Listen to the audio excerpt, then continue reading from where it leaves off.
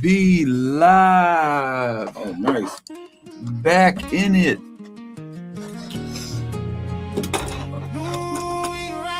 Man. Al's out of town, but we still here.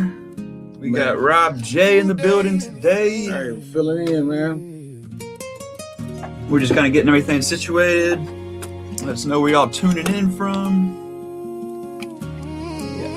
Whatever you need. Man, I hate how good this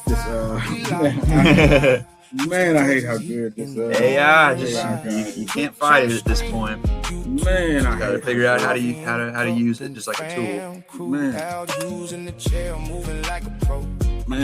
dude singing, that guy singing like he know Al. Yeah. Man, like. And yeah, we had a show here on Friday night. Appreciate everybody that came out. We had, probably over 50 people at one point. 20, 30 artists performed. It was a really, really good experience. We were thinking about doing that like every last Friday of the month. Wow. So yeah, y'all can look forward to that. I'll share some photos here later. A good old-fashioned showcase. Oh yeah, it was like an open mic. Everybody was coming out to perform. It was a good vibe. Man, you had 30 people get on the mic? At least. We had over 40 people sign up for it. And then like at one point there was probably 50, 60 people, out in the parking lot. And yeah, everybody was just taking turns performing songs. It was awesome. We only good feedback from it. So yeah, I appreciate everybody that came. I met a lot of new people. Everybody was sharing their social medias, networking. Some people brought their kids. Wow. It was a real good experience. So how much time did each artist perform? It was like 1 to 3 songs, and we were anticipating on going from 8 to 12, but we didn't end until like after 1:30. So it was like over like 6 hours, like from like the time we started. I mean, we were doing like 6 hours of just vibing, listening to music, and we could have kept going, but we were all kind of getting tired at that point. But it was awesome. Real good time. I saw somewhere on Facebook a new open mic starting. That was a part of the culture that used to be a staple in rap was an open mic.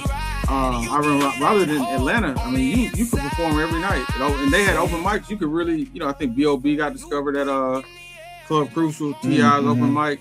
And I'm not gonna lie, that's one I never saw that coming back. I just thought that was something that probably was done. And we were talking like how even just like the art of like a live freestyle, bringing that back and stuff like that. So it was a real good time. So yeah, definitely be unlocking those for every last Friday of the month. We're thinking, man, and you actually got a genuine love too. Like a lot of times those open mics, it's kind of hard to like catch the.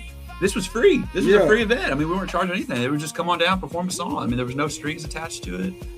It was a good time. I mean, it's right off the freeway. People were just pulling up, performing a song. A lot of people are doing videos. Oh, sweet. It was a great time. Man, yeah, because I remember, the open mic used to be a racket. It'd be like, you got to pay. I mean, you might have to pay like in Atlanta. We're putting it just on the table. I was trying to find a spot where we can get us both. Okay, cool. Yeah. So like, I remember the open mics used to be like a racket. Oh yeah. You had 20 artists. They all paid $20. You waited all night, and it wasn't really. See, like you have a different like.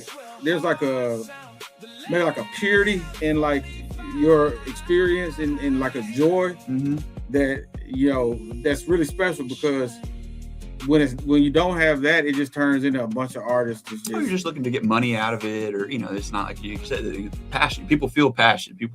Passion's contagious. Now I remember the last good open mic that I remember. Donnie Houston used to have an open mic at Trahan Wings, and I think it was like the winner. He really went all out. Like where it was like, I think if you won, then somehow you went to Atlanta and performed. There's been stuff like that. I think World Star Hip Hop used to do something like that. People used to go around and have competitions. Yeah, his was quite. I met Paul Wall there. Hey, Paul Wall wasn't rapping. Paul Wall could really run for office, man. That guy there was. Paul Wall got his interpersonal skills was so good. I feel like that guy was being fake with me. Like, it's no way that this guy could really be that. Like, I mean, it was like, man, this guy could be a real politician. Like, and then, you know who I saw? Trahan Wings.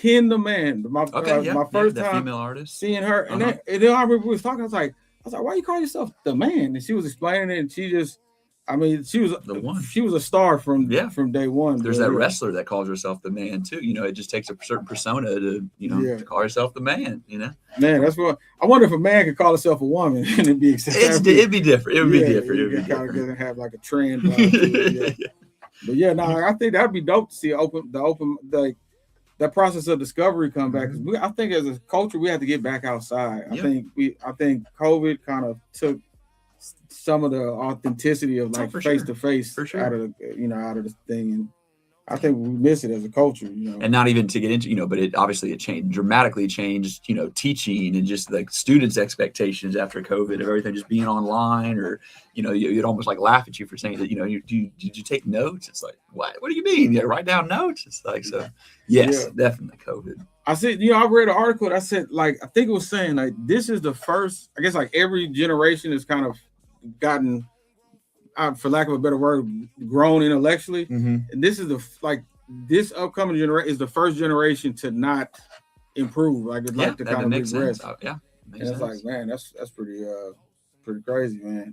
But hey, speaking of holding it down for brother Al, while he traveled, and man, real interesting fellow philosopher of sorts. We got an upcoming discourse on homework, because I didn't realize that I was in alignment with Kim K like that. That's right. Have you seen that clip of her? I might as well. Let me see if I can pull that up.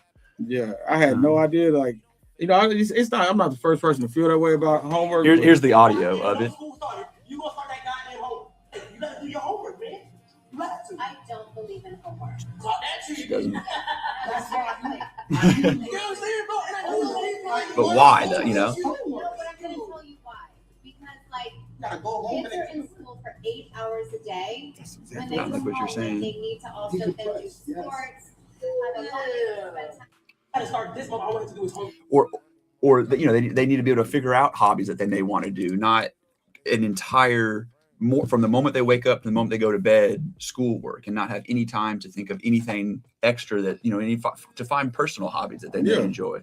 And it's like, okay, you're a teacher, you've been with my kid from 8, or maybe not just with one teacher, but my kid has been at this school from 8 in the morning, give or take, till 3, 4 in the afternoon, and he's gonna be back tomorrow. Yeah. What's so important that between 4 and 7 the next morning, it has to be done that with that level of urgency? Like, I just don't. And then to like, hey, I might have things that I'm personally working with my kid with. My personal belief, and everybody doesn't practice it, but like I believe, like, just as a Black American, history, I believe it should be taught directly by family. It's cool if it's in the educational system, but I've never been to a school that had Jewish history as a subject, and they seem to know their history very well by taking responsibility of. So certain things I want to teach my kid, or I might just want to relax, or I may want to make sure that he has time. My kid might have family members I want to make sure that he gets a chance to know. So after school on certain, so it's like it does kind of impose on the parent time. If we're talking about, now, granted, I'm not saying like high school seniors shouldn't, but when we're talking about a first grader, I don't really see the need for him to write cat, hat, bat, and add 2 + 4 at home.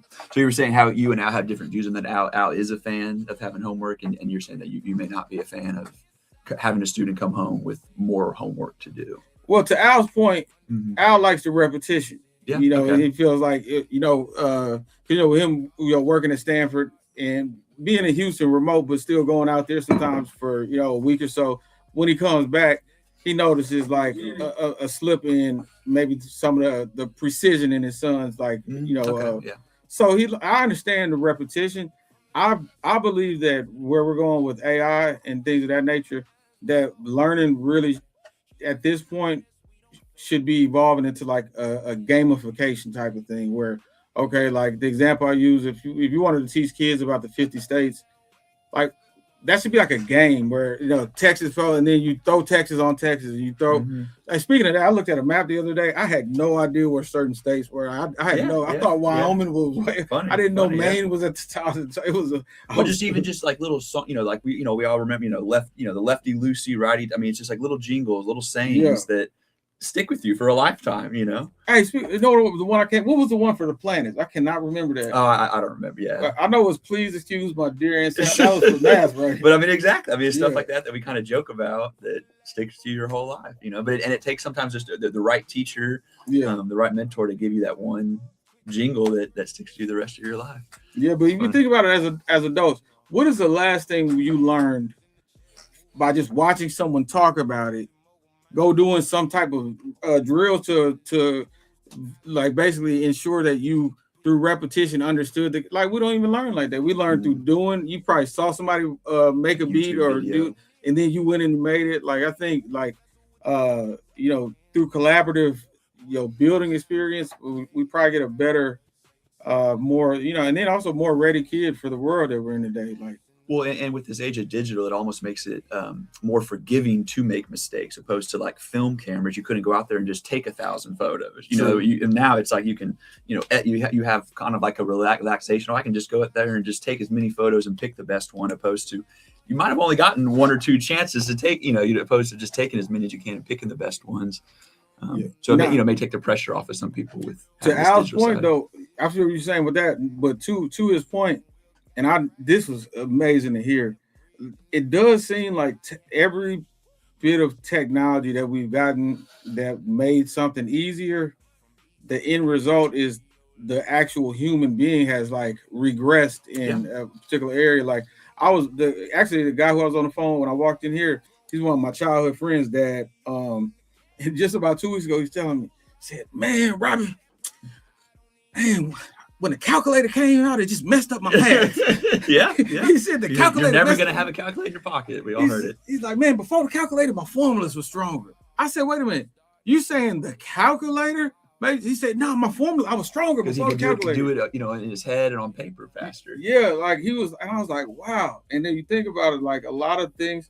I'm amazed, like when I listen to like some research like a John Henry Clark, I'm like, how is their research this good when they're working with the Dewey Decimal? Like, how do they research at this level? And we have infinite tools, and we just get stuff so wrong. So, well, because there's there is so much misinformation out there too. At the same time, for how much right information is out there, there's that much wrong information out there almost at this point. Yeah, you got a point there. I'm like, I guess if somebody would have said though, like in like, I don't know, 1990, there's going to be an internet. You would research this. What do you think is going to happen to society?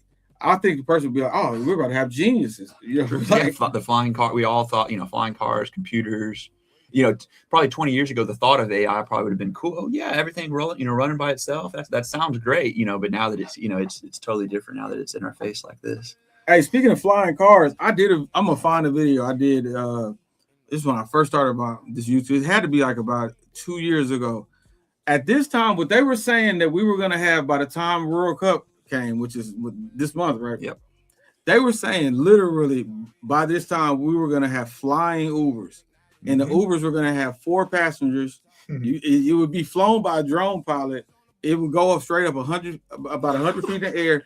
And it could get you from the south side to Intercontinental Airport in 10 minutes. And they were saying that this was by FIFA, by the World Cup. By the World Cup. That's what they were saying. Like, I don't even think the Waymos really are taking off like that. But, man, you talk about an ambitious plan. Like, they don't even have the Walmart drone drop-offs dialed in yet either. We can't even drop off toilet paper right. About taking a person up there, I don't know. And then getting in a flying Uber, like I don't even know if I'm really ready to get I don't know if I'm ready to get in a driverless Uber. Like, exactly at that point, yeah. Yeah, because that's like because Houston is a big city, but we're not the early adopters when it comes to like some of this technology. Let us get it verified that okay, is it San Francisco, nobody died in it yet? Okay, cool. Is it New York? Like, I don't think we really. Me personally, I'll hop in a driverless car if I'm going somewhere, in the Southwest or West Time. I'm not getting on the freeway in the car with no driver. Yellow in the air. what happens if it's something go like shout out Twizak in the chat. Good What up, morning. though? Good morning. Appreciate joining us. Yeah, man. Like I can't see that one. But and then guess who was just supposed to drive the flying Uber and get you where you were going? A drone pilot. Oh, that's even better. A drone controlling a drone. That's good. Like I'm not hopping in an Uber with a drone pilot somewhere remote. Yeah, true. No, exactly. Yeah, like that's just with goggles on in another state. Yeah, like I'm like, man, they talk about an ambitious idea, but yeah, they really. I'm gonna find that video today and repost it. Because I was like, it was unbelievable. Well, speaking of where can people find you on social media? Like, do you have Facebook, Instagram? Where do you post some of your? Oh yeah, stuff? Rob J, ROBJAY, the number 10 and the letter X. So Rob J 10X, and you can find me on YouTube, Instagram, pretty much everything. TikTok. If you had to follow one, I'm YouTube first. Mm-hmm. That's my focus. Making sure I keep the YouTube well fed. Oh yeah. But yeah, Rob J 10X, and that's pretty much the name on most of the different platforms. Appreciate you, for sure. Yeah. Did you have anything else? Any topics or anything that y'all want to cover? And if anything comes up with y'all, y'all in the chat, just hit us. We're totally open to any topics y'all got this week. Well, I say this, as like I told you before, a philosopher of sorts who's finding my way through my own kind of like existential crisis. It really made me start thinking about and exploring a lot of different things. So I'm always coming to these new conclusions. But I got a red flag not for men with women, in your own self evaluation. If you are a man that regularly finds yourself in arguments, you got a problem.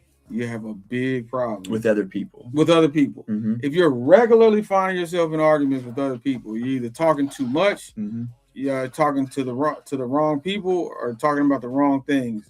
But I heard a funny saying about that. They said, you're going about your day, and if you meet an asshole, okay, you might have met an asshole that day. But if everybody you meet's an asshole, you might be the asshole. So, at some point, yes. You're a serial bait taker. Man, I'm talking. This remedy right here. I think there was one thing that I think about 85% of people could benefit from practicing. Absolutely, I'd say just talking less. Yeah. Like it's very few people whose life really wouldn't, improve in some area if they just. What's the famous saying our mom told us? You don't got nothing nice to say, don't say it at all. So yeah, man, like it's hard to talk a lot without saying something either stupid or pissing someone off. Or typing it at this point, talking could be, tweeting it. Yeah, exactly. That counts all the same in my book. Yeah, and just I think Marcus Aurelius said, "Well, everything doesn't deserve your opinion." And like, I had to go to a low information diet because I used to get in so many just disputes online. And then the crazy thing about it is, I'll be online trying to promote some type of like nonprofit idea. By the end of the day, I'm arguing with four. And I was like, I had to really just remove myself. And so much of this stuff like doesn't really require attention. And I was telling this guy who he's actually a really good singer. His name is Leon. Man, if I got his name wrong, blame my head, not my heart, brother. But he was kind of expressed like the battle between trying to keep his sanity and at the same time trying to remain informed about what's going on. And the thing I was telling him was like, you will be surprised. You can stop following all this, and you still, without following none of the stuff I used to follow, I still know about 90% of whatever I used to know. Like it's in culture today, you don't have to really follow the news, read every book to know what's going on, especially, and if it's important, really important, somebody's going to tell you. So like just because you don't have social media doesn't mean you're not informed. You'll figure out what's going on. Surprisingly, somehow, yeah. And then to go back to your original, what was kind of the original question that you had asked first? Before we had about the before we started talking about being an asshole, what you had mentioned something about you talking about the thought experiment? Yeah. Mm-hmm. Okay, yeah. So just in this process, I'm always doing like thought experiments around a lot of different things. Friendship, a good one for friendship, I think, is like, okay, if if every one of my friends had to model their behavior after somebody, who would it be? That's a great question. Because from in their circle, from your friend circle. So like you said, if I had to pick one of my friends, and all people who came into my life as friends had to model their behavior, look at him as the handbook, like who would that person be? And not necessarily with like envy, but just in a looking up towards sense of they conduct themselves. Yeah, just like, because that's usually going to be the person who treats you in a way that like you feel like you feel like you really appreciate. I think having friends that like really even ranking like what friend, if I had to pick 3 friends that I feel the best when we get off the phone, who are those friends? Those are going to be the people that really bring joy to your life, where it's like, if I had to pick, if there was a contest and I got on the phone and I had to say like, who would have the most positive things that they've said about me or share with me, like, then you'll start finding there's a real ranking system. Like all your friends aren't equally good at friendship. You have a lot of friends that are like, friends with like past iterations of you, or friends with, or maybe I call them legacy friends. We grew up together. We're from my neighborhood. Hey, I really don't necessarily like, I'm not too enthused about anything. You're doing something cool. Hey, I don't dislike you, but I think a true friendship is, if I had to just sum it up at its core, I think a really good friendship is 2 enthusiastic advocates of each other, that want to see each other win and have a vested interest. Like when you don't have enthusiasm, that's to me, that's the first sign that like, hey, this thing's passion, kind of, or it's kind of cooled off. Or like another area I look at is like the priority to resolve conflict. Now, me and Al, we never really just got into it where it's like a hostile, but like sometimes we might have a disagreement or really see. It's like a priority to get that worked out. Let's just hash this out, man, so we can get this. Like you don't never want to let, if a friend is okay with y'all, having something that needs to be resolved and never get into it, that's like a bad sign, to me as well.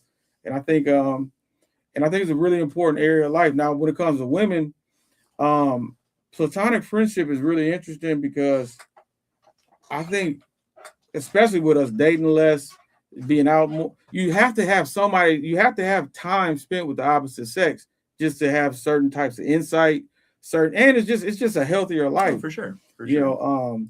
But what's so tricky today is men have to be careful because like there's what a lot of women sometimes propose as friendship. It's really not friendship. Friendship is like a reciprocity between 2 people. I call loose word. So I almost call it like it's not friendship. Sometimes it's like acquaintance. It's like dickless business dating. Partner, yeah. I call it like it's like dickless dating. Like you do everything that somebody dating the person would do, except you don't initiate physical. Yeah, it's like that's not really friendship to me. Like, but like where somebody. So did you detach yourself from people like that? Is it like you're saying? Is it unhealthy to just be around those kind of people? I think it might be you probably engaging in some level of self manipulation when you have a friendship like that. Like a question I asked myself, a thought experiment I did. I was like, okay, if I knew that I was never going to sleep with any woman that I know right now, if I know her, then from now through eternity, there will never be a possibility of intimacy. What women am I confident that this time next year I will be as close to or closer? And crazily, the interesting thing about it was only 2 women. It was only out of like how many?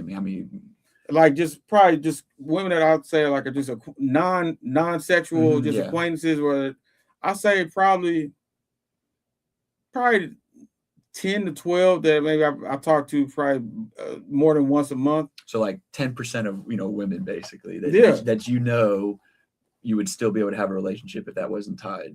If which that is wasn't crazy, and that's probably most people. Yeah, it was interesting too because like a lot of those like the 10 to 12, these are some of no sexual that's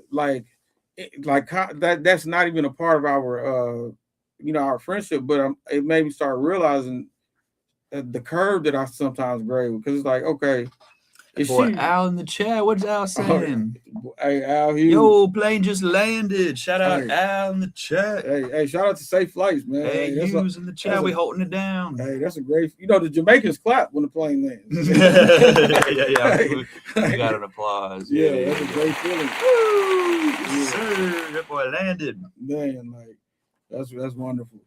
But yeah, nah, like it's a lot of times I realize sometimes it'll be like, yo, is this woman a great writer, or is she a writer who has nice breasts? Mm-hmm. And it's a really tricky thing. Like I started realizing the curve I grade with. Like I'm like, wait, you know, like am I really getting, because it's like, I don't know. I think sometimes with women, like you want them to be good at what it is they do. You know what I'm saying? Like it's just pleasant, you know. But yeah, when I really broke it down, it was two women. Then when I asked myself, would the other women I know hang with those two hang with the let's say the 5 women I've been spending most amount of time with? It's like, nah, they probably wouldn't. They probably like, and I just started thinking, like, what makes them different? I was like, oh, okay.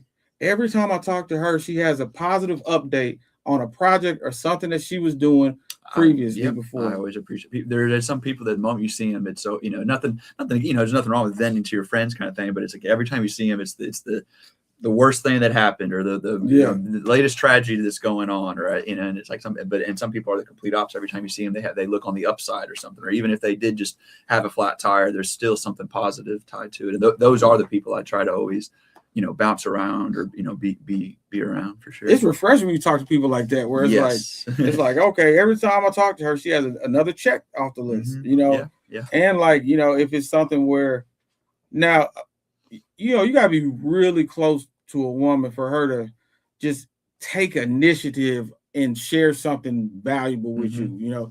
But like she'll have like a level of reciprocity, or a level of, if I have a question, I can actually ask her a question about, you know, something I'm doing. Hey, how do you approach people on LinkedIn? Oh, well, if you want to do that, just, you know, and it's like okay, here's what it is. She's actually resourceful. Yeah. And I realize a lot of women, even that I'm friends with, like, they may be doing their thing, but they're not actually really resourceful. It's more so I'm just like, I might respect their grind, like, you're doing a good job, you know, hey, we're cool. But like, it's not too many women that I have like an experience with where it's like, wow, I'm actually learning something from. For sure. And I really kind of apply that to like anybody. Anybody that I'm around, I want to feel, you know, creativity or an extra boost. I don't want to just meet up with somebody and just, let's just chill on the couch and let's just, you know, do nothing. You know, it's like I always am wanting to think of, even if we're just watching a movie, let's make a ranking system and rank our favorite movies, or, you know, something. Like I want to always have something to, you know, not necessarily to get out of it, but to look back on and, you know, have something out of it. And like I think like those type of friends, and then I think now this is this is kind of more like just maybe sometimes like you're just your personal crew. These might be, you know, lifelong friends, buddies in your fraternity, guys you went to school with. But I also have like my delusional friendships where it's like I got my buddy, his name's Al too. He lives in Detroit. He's like a best friend of mine. You cannot tell this guy that I'm not the greatest thing ever created in anything I do. Like I was featured in Music Connection magazine in 2008. Top 100 unsigned artists. So it was a cool accomplishment and everything. Is that a Texas magazine? It's a LA based magazine. So it was a cool accomplishment. Now 2008, that's also the year I think Kid Cudi, all those guys. We're at the Weekend concert when he came to Houston, right? We're in the what's that rap called? Like with people that know the artist, whatever that area is. He's in there. Hey, yo, Rob was nice on my. Yo, he was XXL top freshman 08. I said, I told you a million times, bro. I was in Music Connection. I never magazine's a magazine, yeah. Bro, no, that year when it was Kid Cudi, he was up there with him, man. He was a top freshman. Rob, nice. Man, look, man. SEO, Rob, the first person to do SEO, man. like he lies about me, but it sounds good. But his lies are actually good lies. He's one of the only friends I have to be like, bro, genuine lies. Bro, like why do you tell somebody, man, that I created SEO? You know, but man, like when that dude's in town, when I'm around him, I feel better about myself. And that's like a special friend, you know. I got another buddy named Sean. Sean is one of, I think if you ask like how many friends do I have that if a conversation was going on and people were talking, you know, shit about me, they would be a conscientious objector. Mm-hmm. Now I probably got a couple friends. I probably got a decent amount of friends that they may not join in. Mm-hmm. I got one friend named Sean. He'll call me from the spot. Hold up. Oh, man, what's wrong with these? I ain't gonna say no names, whatever, because I don't want to. But man, they don't know who you are. Like he'll call me offended. Yeah. You know what I'm saying? Like that. Like I appreciate that so much. The fact that because a lot of people had that chatty patty attitude. You know. That kind of reminds me, because unfortunately, even if you're the nicest person in the world, there's still going to be somebody that finds something to talk negative about you. You know, Most so definitely. it's just unavoidable. You know, you're going to have somebody find something they don't like about you. No, most definitely, and it's it's a lot of people are real casual with like whatever their moral Jealousy. code is, and so it's like I can't I tell people all the time. You know, one of my cousin he went to high school with some of my other friends. Like they're not as close. They're not friends with my cousin. Like they're not enemies, but like I'm their friend. But they went to high school with him. So anyway, like my cousin went to high school that's like #1 in basketball in the country. It's Willow Ridge with TJ 40, and then I guess he had hurt his knee or whatever. He probably wouldn't have been. He wasn't gonna be a starter, but he might have been like a rotational player or something like that if he didn't get hurt or something like on that level. But the guys, I remember. Yeah, man, boy tried to dunk here, got hung and all that. Yeah, I remember. I said, hey, listen, man, that's 2 jokes. Move on to the next subject, man. We're not about to have no rank. Move on. Like I just don't believe in that. Like man, you're not gonna like talk about somebody who I know. You know what I'm saying? Like it is, yeah. Especially if they're not there. You know, it is a weird vibe to hear people talking about somebody that you know. Yeah. So yeah, but I think friendship is important, man. Mm-hmm. Like I've been blessed, like with some really great. I got my buddy DJ Big Reeks. He throws like a lot of the Waxaholic events and stuff like that. Man, I don't even consider Reeks a friend. Now, I consider Reeks as like he probably one of the only people that I'm not related to that I actually feel like I have like as a family member. You know, like I don't think it's nothing that Reeks can do that would make me be like, man, I don't miss Reeks no more. Mm-hmm. Like I bought a car. He referred me to this dealership because I got an accident last year and everything. And he was like, man, they got a little car here, man. You might could get mobile. And you have the money. And I was like, I got about this much, man. He said, you serious? And I was like, yeah. So I go to the place. I bought a car. I think the next day, it's not starting right, something like that. Yeah. And now my mom is going crazy with the whole like, you gave your money. Then you said, think you got your limit. I told my mom, I said, Mom, a righteous man that referred me to this.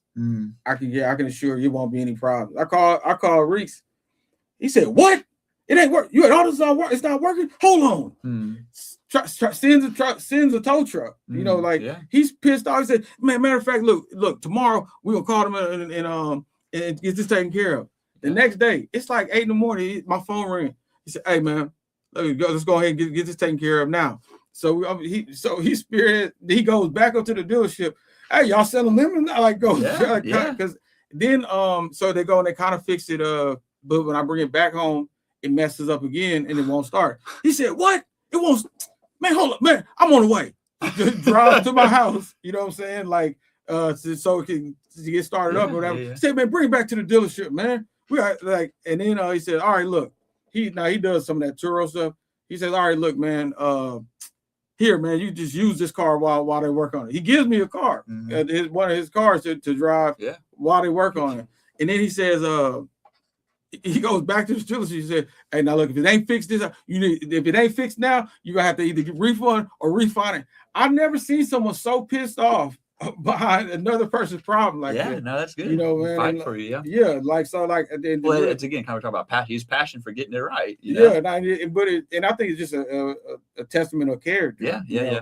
And to be able to have a friend where it's like I could have what looks to be a lemon and have no worries because I know the person who referred me. Oh yeah. Like that's high level character. You know, I've been blessed with a few people like that. You know, some suckers made it through too. You know, I've been naive at times, but the good ones been worth the bad. Oh yeah. You know, most definitely. You got anything else? I do have some photos that eventually I want to show of that show that we did. Oh, let's check it out, man. And yeah, let's see what else we got. I got a couple photos. The return of the open. You said you want to do this monthly? The last Friday of the month. We're thinking every last Friday of the month. Oh, nice.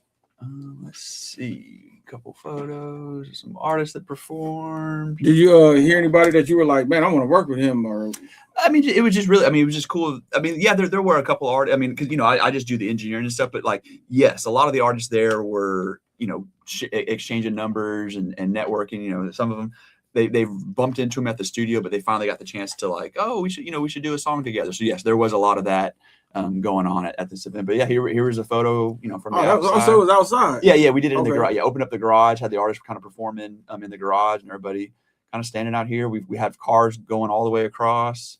Oh, that's nice. A couple of youngins performing. It was good. Everybody was my boy Dogster in the background. He was kind of joking. He had to take a salt bath the next day. He was so sore from getting hype with them guys. Man, wow. So yeah, we were cool. We were having a good time. Yeah, there was a good turnout. Auburn J poster. Some of my students that I teach at San Jacinto College. It was just a really good experience. People coming from this YTN came all the way from Galveston. I had an artist. I was like, hold on, say that again. He said he drove 6 hours from Mississippi to get to this event, and I was like, wow, like okay, like that's cool. So yeah, so it was real good networking. You know, we had a little banner in the background. All different ages, kind of thing. But yeah, that was just a couple photos of it. But yeah, so yeah, be on the lookout for the next open lab.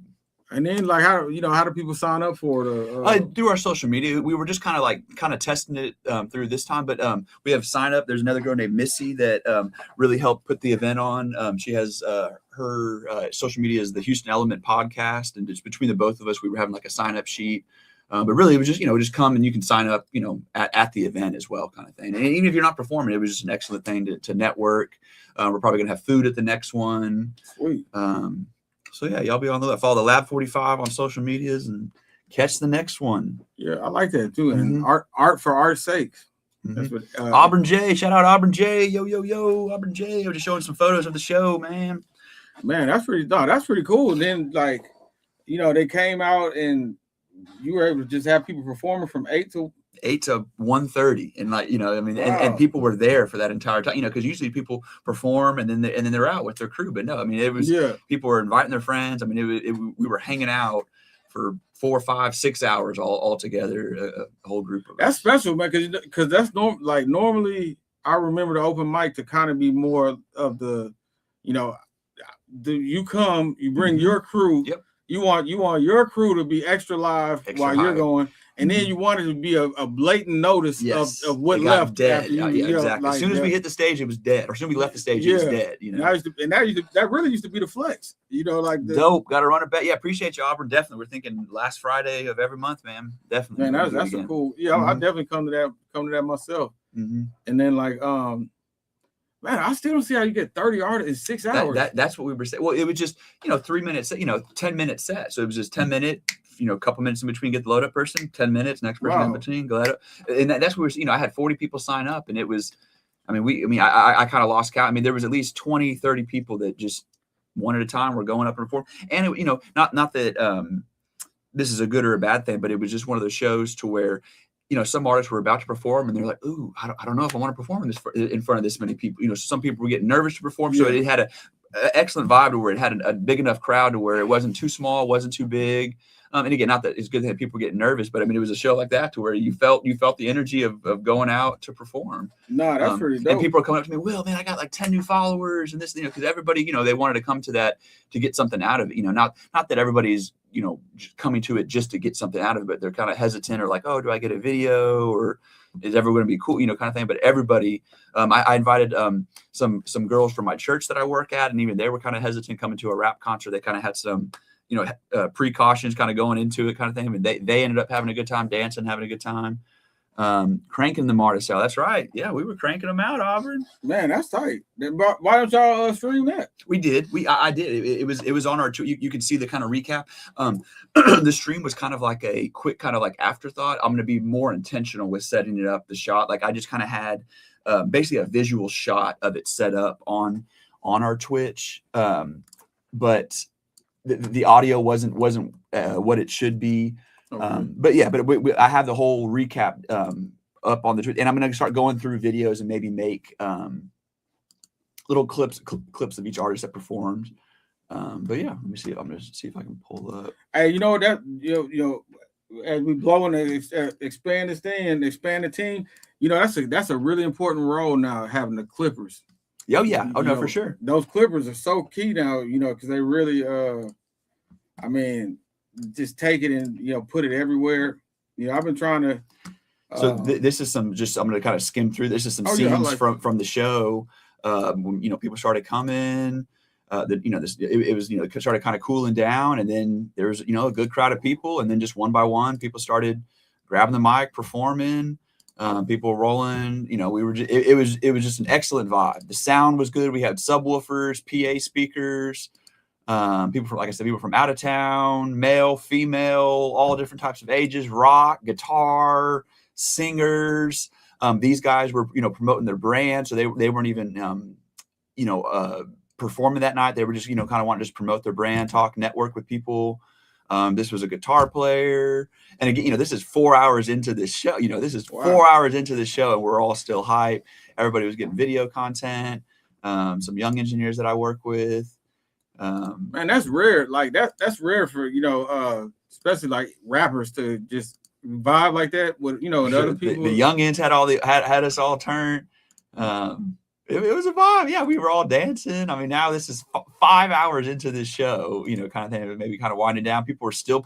This is the guy that came all the way from Mississippi, drove 6 hours to perform, 5 hours into a live show. It's like 1 o'clock in the morning now. And people were talking about guitar playing. We were getting feedback in the chat. It was a really good event. And this was the last artist that performed, and it shut it down. And that was it. And I think that's dope. I think of the fact that it's like just outside like that in this environment, and nobody's like on the stage, like everybody's around each other and stuff like that. I think that's like, man, that's rare. I mean, but that's a testament to shout out Al, yes sir. Yeah, you saw the recap. That's cool. But a lot of that thing is like a testament to like your character, because you got a certain like love and purity and like so I think a lot of times. That's real contagious. Like I was telling Al, I think after the first time, I was like, "Hey man, it's a great energy in there." Yeah, oh yeah. And a lot of times that you set that tone energy wise, and then it starts to permeate. Versus if it was like hey, all right, y'all got all right, $20 to perform with the winner, the vote for the winner, and then it becomes a little bit different when you start. A lot of the artists were saying that they've gone to many showcases where you pay to perform, you feel like you've had the best performance, but the winner is kind of already predetermined because it's a friend of the promoter or something like that. Kind of thing. But I do appreciate a lot of people were very appreciative of the show. That not that they didn't think it would go well, but they were all like, "Man, well, I had no idea you could do this. This is awesome," kind of thing. So yeah, so I really do appreciate everybody coming out. And just hope they can only just keep getting bigger and bigger as we keep doing them. Yeah, as a rapper, like like it is a surprise when it's a well run an opportunity and it goes. That's like there's so many people that sell wolf tickets to upcoming artists. Yeah, so, like, for sure. Somebody like shows up like that. It's really cool. Yeah, like I just said, boy drove from Mississippi to the open lab. That's like I was shocked. Like he. How did he find out about it? I guess through just social media, just post. Somebody knew somebody. But I told him, man, next time you come, bring the whole crew, bring the whole Mississippi crew. But like he had said that on the mic that he was from Mississippi, and like everybody, it was like late, so everybody was kind of just kind of chatting. And I was like, whoa, say that again, bro. Like say that one more time, kind of. And everybody was like, oh my god, you came all the way. Wow. Kind of from Mississippi.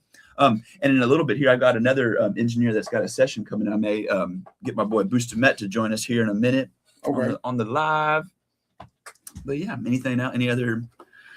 Speaking of which, Boosted in the building. Yeah, this is my boy Boostamet, y'all. Oh, okay. It's Rob J. Hey, nice to meet you. Tyson. Yeah, we usually do the morning mix now with Al.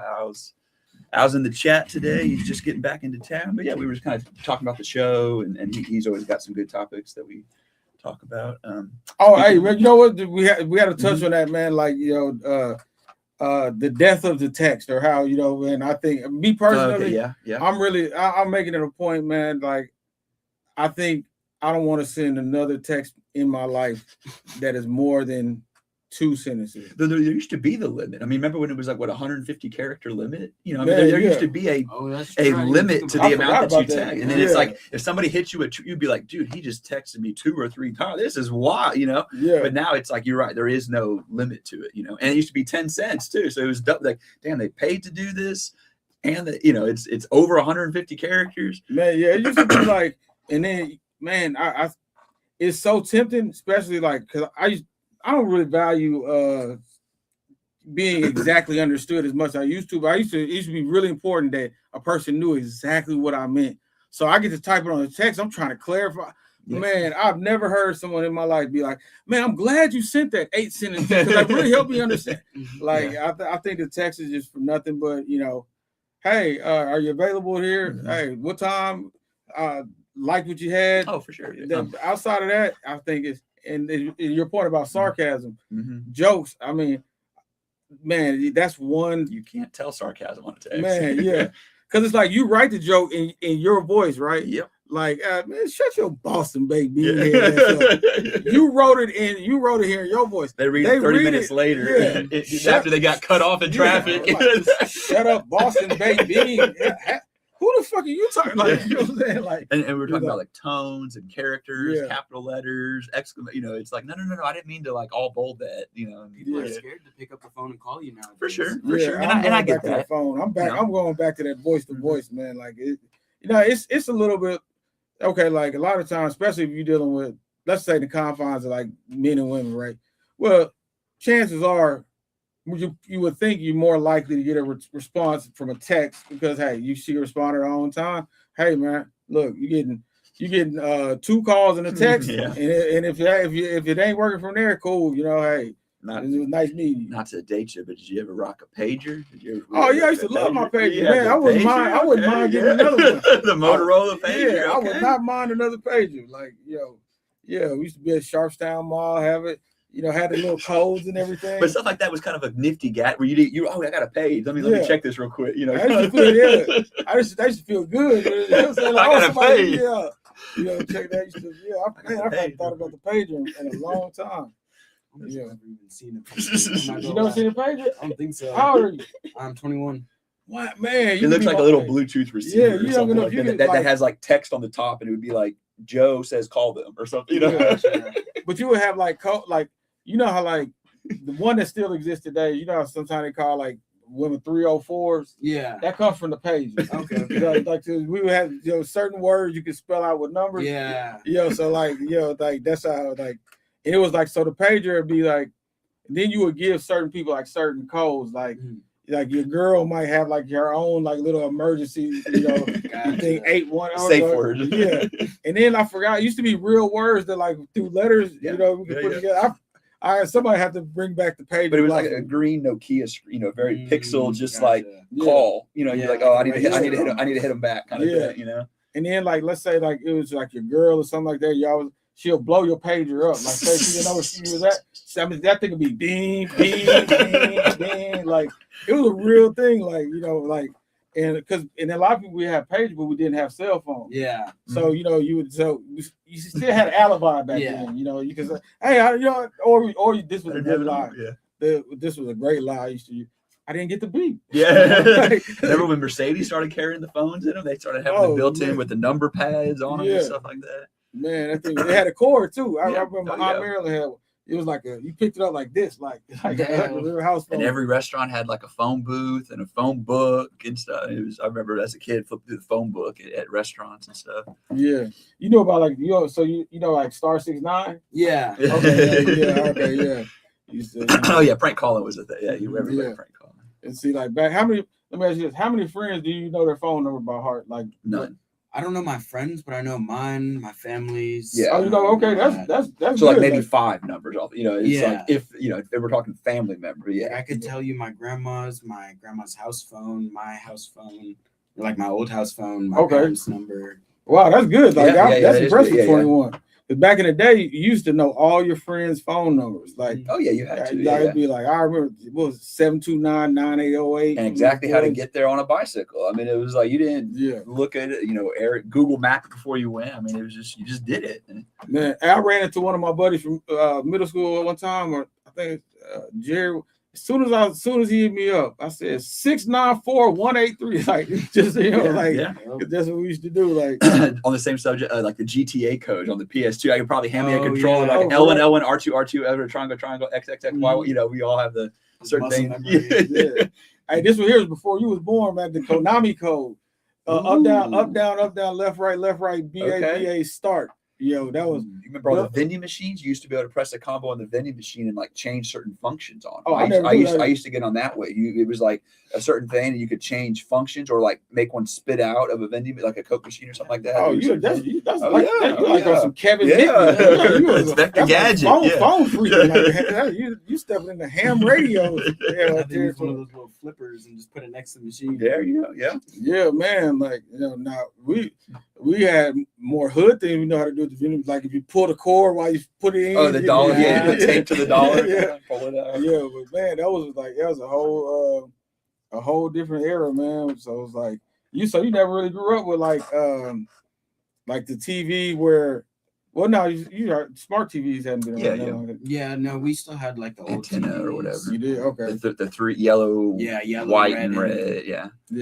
And in Houston, for some reason, like even with cable, I think without cable, you got like regular Houston channels, and for whatever reason, you got the Chicago channel, WGN. Yeah. So you will see like all the Cubs games. I knew a lot about. Because we're technically like if you look at like time zones, we're in the Chicago. Oh, Central is sometimes referred to as Chicago time zone. Oh, okay. Yeah, I was wondering like why we get all the Cubs games. Central, yeah. But yeah, that was, man. You talk about back in the days, man. Wow. I grew up like my parents were very old fashioned, like the way I grew up. So like I didn't have a phone until pretty much middle school. I didn't have a phone till middle school. Damn it! I didn't have a phone till middle school. Like late in middle school. Phone wasn't invented till kind of we're saying But like just like different things. Like my parents just raised me very old school compared to the people around me. No, most definitely. Like, well, on the subject of music, obviously, own a studio, I enjoy audio recording, but I don't know if I would enjoy it if there wasn't the screens, if there wasn't the Pro Tools, if it was just 100% audio on tape machines and not all this digital stuff too. I love the visual of it. I don't know if I love just the audio side of it. What they used before, like called DAT machine? Like what were they? I don't know enough, but I just like tape machines. Like it was just like a real like a cassette kind of burning it onto a tape thing, kind of thing with no Pro Tools, no screens, no seeing the recording. It was all pressing a record button, recording it onto a tape, and hoping for the best. So like your whole life since middle school, there's been social media. I mean, yeah, but I was never big with social media. Like I kind of like it took me a long time to really get into it. Okay, because I just didn't really see the point of it. Did you have a MySpace or was that before? No, I think for me the first one was really like Facebook. Okay. Facebook. That was like the second bit. MySpace was like the start of the craze and like. And that was really like your top 8. You probably remember the top 8. The order that you put that top 8 was whether you're going to have friends the next day or not, or like if you have a girlfriend the next day or not. Who was on that top 1 spot? MySpace, man. I got Tom as he sold it. Like now he's like a painter. He's living like a real chill life. Like it seems like he's seems like he might be having more fun than Mark Zuckerberg. Funny. Man, like he's like just kicking it. But what's amazing to me is like how did we know so much about so many other people pre-social media? Because before we knew like, oh yeah, so and so at this school. Yeah. Like it was crazy. It was like we had social media. Well, and talk to each other though. Yeah, no, you had to, and obviously we went out every Friday night and we weren't posting it. Like, how do we get the addresses of the party? Like, how do we all? It was all notes and stuff. It was like Monday. You were already kind of like sending a note with the address and planning. Joe's going to get this, and we're going to meet at Bill's house on this. So like by Friday came, you already knew where you were going. It wasn't like figuring out what you were going to do on Friday night. You are right. We did live with a lot more intent. It was you had like, to. yeah, it was By like Friday night, it's not like then you can't figure out what you're going to do by then, you know? Yeah, because you're right, because it wasn't a phone that you could just A pop group up text and like, and a group chat and stuff, or just post a photo that people get the word. In high school, they would just airdrop to everyone because they didn't have where like you could turn it off. Yeah. So they would just airdrop everyone a flyer for their party. And see, like airdrop, before airdrop, how would you, you had to like write it on a piece of paper and hand somebody a piece of paper. It was weird. It was like somehow like I guess looking back, word of mouth was really effective. Like you think about it. Like, and I had that conversation with my dad. He's like, "How did we used to get around? Like, how do we go on a road trip? You just pull over on a gas station and ask somebody for." It's like that's what we really did. Like we really like had to ask people for directions and like trust them. Or and, like guide at the gas station. Go to the guy, print up the map question, hope for the best, and just hit the road. You know. Man, hey, one time I remember I was in Atlanta one time and I was like, I couldn't figure out where I was at. So I just went to the gas station and I was asked like, "Hey, I'm trying to get to Stone Mountain." The dude from the Yin Yang Twins, not the darker one. Let me see you making salt chicken. This like him, right? This guy was so passionate about directions that he gave. Then his buddy like disagreed with him. So I'm talking.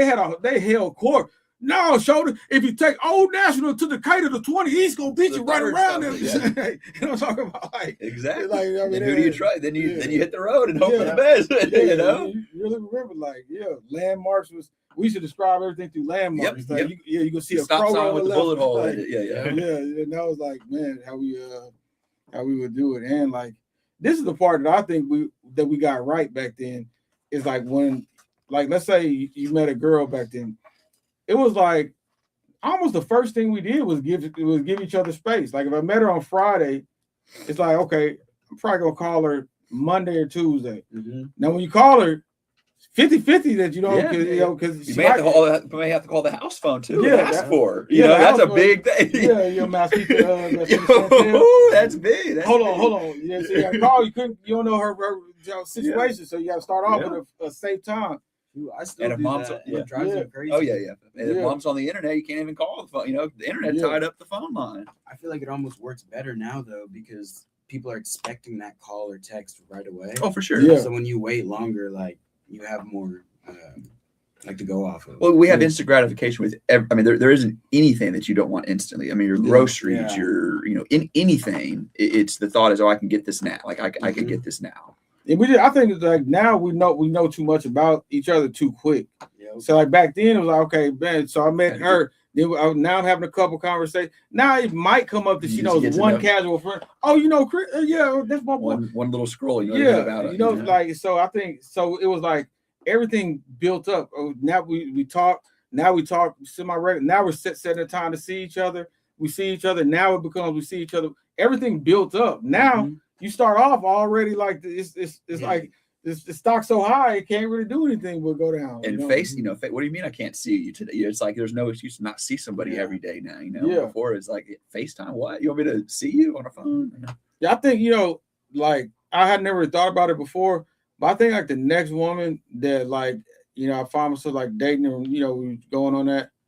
I think I'm gonna try to make sure that we don't follow each other like on social media. Yeah, on social media, or at least early on, because that's another thing. To me, I believe attraction grows through space. And even if you're not talking to a person, being able to see what someone is doing day to day, I think it kind of like it's not necessarily an infringement of privacy, but it's something about it that I think isn't really good for getting to know someone. Like do you trust a girl that says she doesn't have social medias?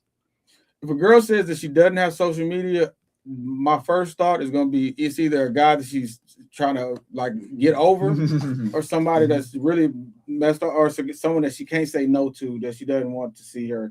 Or so I'm going to think it's because of something, some type of deep heartbreak or, a lot of times, sometimes women maybe get with a guy that they in a lust situation, they just can't say no to him. So like, I'm gonna think in some way she's probably in hiding. That's it's almost sad that just because something not having a social media makes us think. Or it's like almost like I don't want a girl to have a social media, but then if they don't, it's like, why don't you have? Yeah. But now if it's like just on some straight up like, maybe she's deep in a faith or she's focused or something like that. I was still kind of, you know, okay, it's still a little bit interesting. But if that's the case, okay. But my first thought, especially if it's like you have like okay, you're a I don't know, like you're a therapist and your goal is to build your own practice. Sure. Yeah. But you don't have social media. Yeah. That's kind of weird. People that own a business that it is like yeah. You know, but I think a lot of people also say that, but then have an account that like you can't tell is theirs. And I think I don't like know, memes or whatever it is. Yeah. Kind of thing, yeah. It was a one I met, and she was her social media name was Dick Bandit. Okay. And okay, but she doesn't do it though, is what she probably said. I guess it's like a troll type of character. Yeah, one of those. Okay. But it I wish I would just got to know her without her social media, because it made me kind of think of her like as a weirdo. Yeah, that would give you an impression. That would give you a first impression having that name. So you learn the good and the bad way too fast, I think. Yeah. Now I'll tell you one thing that I definitely like. If I follow like a woman, whatever, on social media, and she's talking about like her healing journey, oh man, I'm gonna run the other way. I don't want to be with no. Her name was what? What was her name? I forgot her name. I don't even want to say, because she might see all this. Her name was what? But like anytime if I see a woman talking about her healing, oh hell no, I'm going the other way. Now I'm not dealing with no one healing. You know, bitch, either be healed or be broken. You know, like, but all that healing journey, I'm telling you, anybody who talks about therapy a lot is usually a psychopath or like a narcissist. Like today, my therapist said, I will run. I don't want to talk to nobody that want to talk, that want to have open. Like I'm good. Shout out Aubrey J. Like straight up, man. Yeah. I was gonna say something, but I forgot. Anything else you got written down in the book? Any books you reading, or? Yeah, I read the same two books. I read As a Man Thinketh and The Game of Life and How to Play It. And then whenever I finish, I just start over. I just read the same two books. Do you have notes in it, or? I got notes on Game of Life. I mean, really both of them. As a Man Thinketh, you can read that in a day, in an hour. It's a book by James Allen. Anybody that's like new that wants to start reading more and just it's a great book to start with. It's a real easy read. But yeah, I just read the same two books over and over again. Cool. What about you, Ty? Anything coming up for you? Are you doing a show after this? Honestly, I don't have anything like lined up.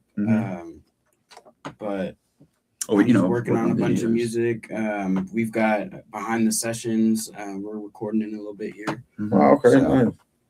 Hey, so like your senior year of high school, like who was the artist like for that time? Like what was the soundtrack of your high school? I would say Travis Scott. Like wow, Travis Scott. Wow, okay. Astroworld was huge. That was really when I was like sophomore year. Okay. That it blew up, but like Travis Scott was still like in his prime. Okay.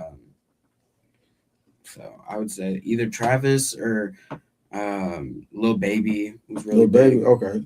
I graduated 2008, so Wayne was just hitting his peak. He was in his peak. It was 2006, 2007, 2008 was Wayne. That was such a great era. Yeah. I was class of 01. Digital music area. Like I think the biggest album in high school was when Juvenile made 400 Degrees. Like that was and I was in New Orleans too. Yeah. So that was pretty dope.